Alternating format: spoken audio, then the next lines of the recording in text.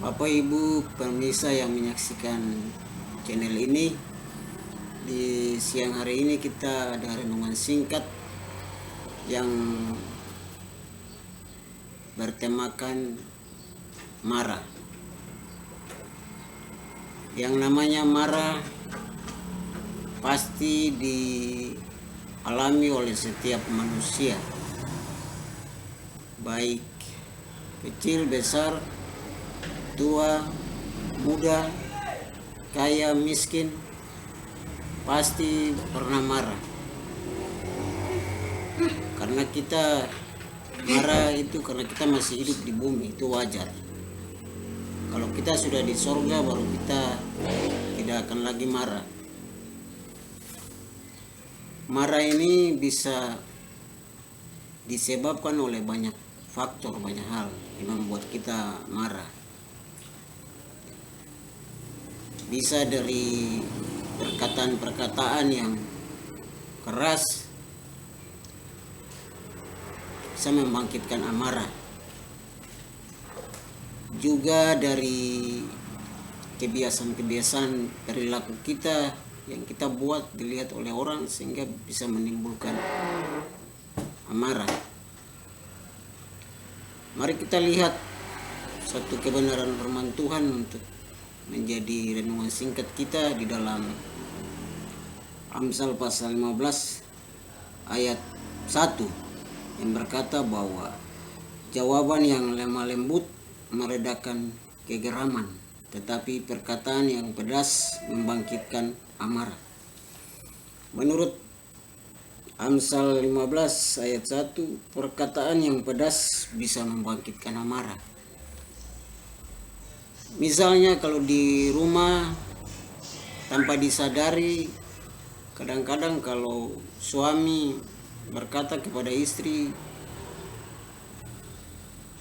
agak keras, itu juga akan membuat istri marah. Begitupun juga sebaliknya. Kadang istri berkata kepada suami dengan bahasa yang agak keras, itu juga bisa membuat suami marah. Kemudian anak-anak juga bisa marah kepada orang tua karena perkataan-perkataan dari orang tua yang pedas. Begitupun juga orang tua marah ke anak-anak karena perkataan yang pedas. Jadi perkataan yang pedas membangkitkan amarah. Di sini kita belajar supaya bagaimana perkataan-perkataan kita ini kalau bisa membangun, menghibur. Paulus bilang, pakailah perkataan-perkataan yang membangun, menghibur. Jangan perkataan-perkataan kita ini banyak kutuk, keluar kebun binatang terus, babi, anjing. Ya, ini yang sering terjadi di masyarakat. Ya, babi, anjing, binatang itu sudah kata-kata pasaran itu. Jadi mengapa orang marah? Apa penyebab marah? Lalu kalau kita marah, apa akibat dari marah itu? Akibat ada dua. Kepada orang yang kita marah maupun juga kepada kita yang marah. Terus siapa yang biasanya memulai kemarahan lebih dulu? Kalau di dalam keluarga kita bisa identifikasi siapa yang biasa di dalam keluarga nih kecenderungan lebih dahulu marah. Apa suami atau istri atau anak-anak atau siapa yang lebih dahulu marah? Lalu apa ciri-ciri orang yang marah? Yang namanya marah ini tidak pernah menyelesaikan masalah, malah memperkeruh suasana, menambah permasalahan yang baru. Jadi yang namanya amarah itu perasaan tidak senang, gusar, berang dan sebagainya. Jadi pada saat orang marah itu biasa hati akan berdebar-debar, jantung akan semakin berdetak dengan kencang, cepat, sehingga memumpah darah. Ya, orang telinga menjadi putih, merah. Kalau orang yang putih itu kelihatan telinga merah. Wajah mulai seram, bisa juga kaki tangan kadang gemetar. Kalau orang yang marah tuh sampai kaki tangan gemetar. Jadi amarah ini timbul dalam berbagai bentuk. Seperti ada sakit hati karena perlakuan dari orang kepada kita, dengki, atau ada orang gara-gara mencari gara-gara. Bisa juga iri hati, tidak sabar, terus sindir, menghasut, cemburu, gosip, mengkritik, tidak mengampuni dan lain-lain. Itulah yang bentuk-bentuk amarah di dalam diri kita. Nah, jika kita melihat bentuk-bentuk amarah ini, maka pertanyaannya, mungkinkah orang percaya kepada Yesus bisa marah? Ya, bisa. Ya, karena Paulus bilang, jika kita marah jangan sampai matahari terbenam. Sebelum matahari terbenam, cepat kita bereskan amarah itu. Jadi bisa marah bukan berarti dianjurkan, diharuskan, tetapi fakta bahwa manusia belum bisa bebas secara sempurna dari sifat berdosa. Jadi mengapa orang marah? Muncul pertanyaan, mengapa orang marah? Pertama, karena manusia melakukan perbuatan yang tidak patut dilakukan. Ya, contoh seperti Sikem memperkosa Dina dalam Kejadian 34 ayat 7. Artinya bahwa orang pasti marah kepada orang lain apabila perbuatan yang dilakukan bertentangan dengan norma-norma atau adat istiadat yang baik atau perbuatan-perbuatan yang baik. Kemudian mengapa orang marah? Yang kedua, tidak melakukan apa yang kita suruh perintahkan. Dalam Keluaran 16 ayat 20, Balak menyuruh Bileam mengutuk bangsa Israel. Tetapi malah Bileam memberkati bangsa Israel. Akhirnya Balak marah. Jadi marah itu timbul kadang kita menyuruh orang lakukan sesuatu tapi tidak melakukan, itu akan membuat kita menjadi marah. Itu di Bilangan 24 ayat 10. Kemudian yang ketiga, mengapa orang marah? Ya tadi pembacaan kita, Amsal 15 ayat 1. Perkataan yang pedas, perkataan yang melemahkan, mendukakan. Kejadian 30 ayat 1 dan 2. Contoh seperti perkataan Rahel kepada Yakub, sehingga Yakub merasa bersalah dan kesal. Jadi di dalam diri manusia ini ada amarah yang sedang mati atau tertidur. Dan amarah ini dapat dibangkitkan dengan perkataan yang pedas. Itu kata Paulus. Kemudian mengapa orang marah? Yang keempat, bicara secara rahasia atau berbisik-bisik.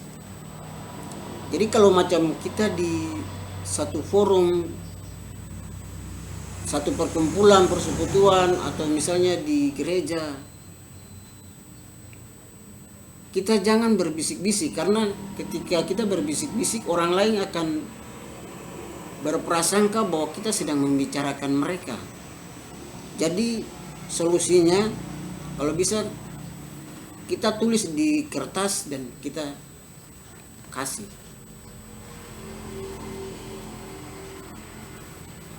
Kemudian mengapa orang marah? Keinginan manusia yang tidak terpenuhi. Tadi keinginan manusia kalau tidak terpenuhi membuat manusia itu marah. Sebagai contoh di dalam Yakobus 4 itu bilang bahwa dari manakah datangnya sengketa? Bukankah datangnya dari keinginan yang berjuang di dalam hatimu? Kamu mengingini sesuatu lalu kamu tidak memperoleh, lalu kamu marah, kamu bertengkar. Jadi keinginan yang tidak terpenuhi membuat orang bisa marah.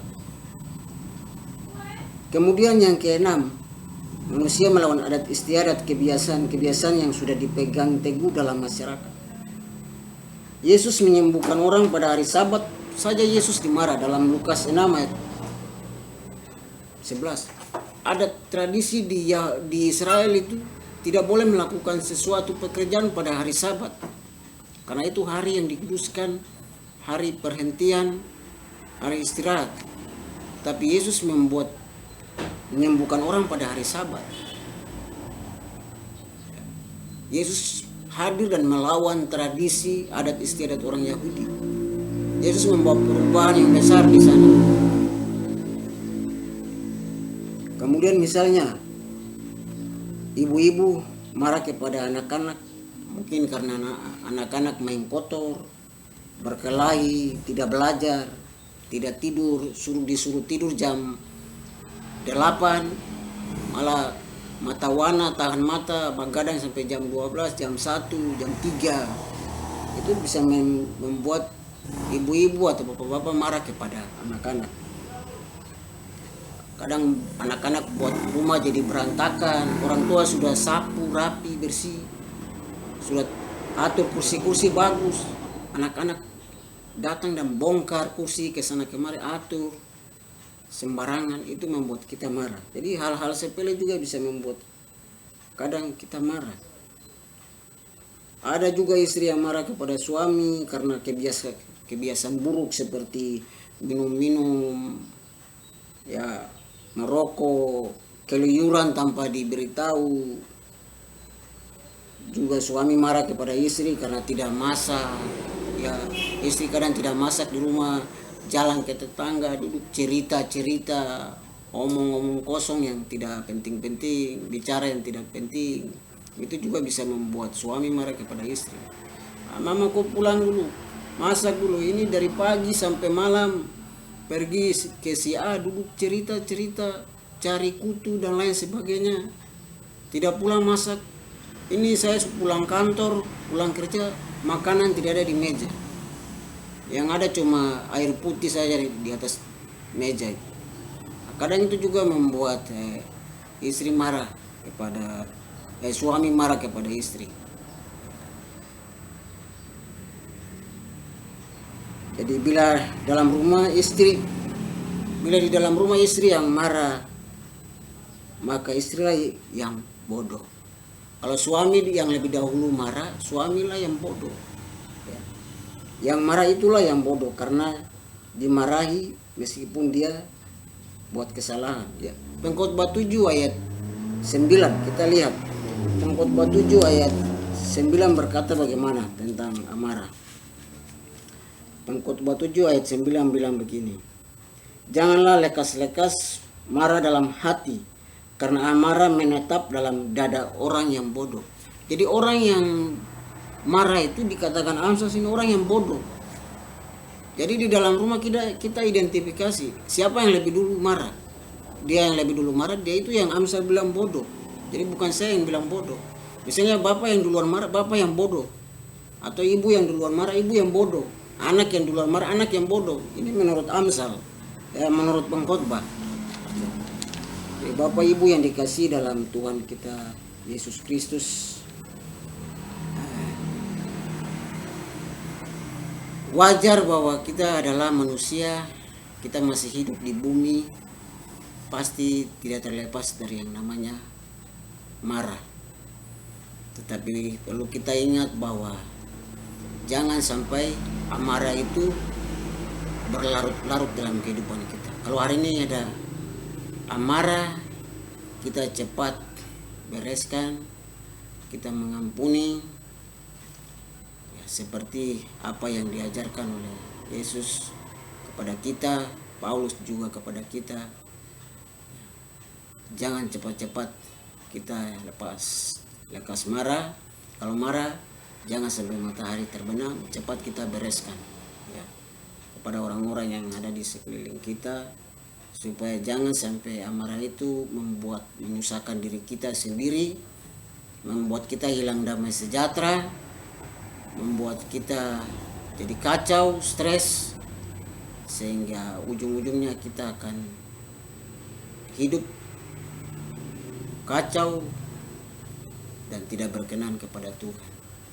Biarlah renungan singkat ini memberi kita jawaban, memberi kita jalan keluar, dan bisa mengatasi keluhan-keluhan amarah yang sedang kita alami. Tuhan memberkati kita. Shalom.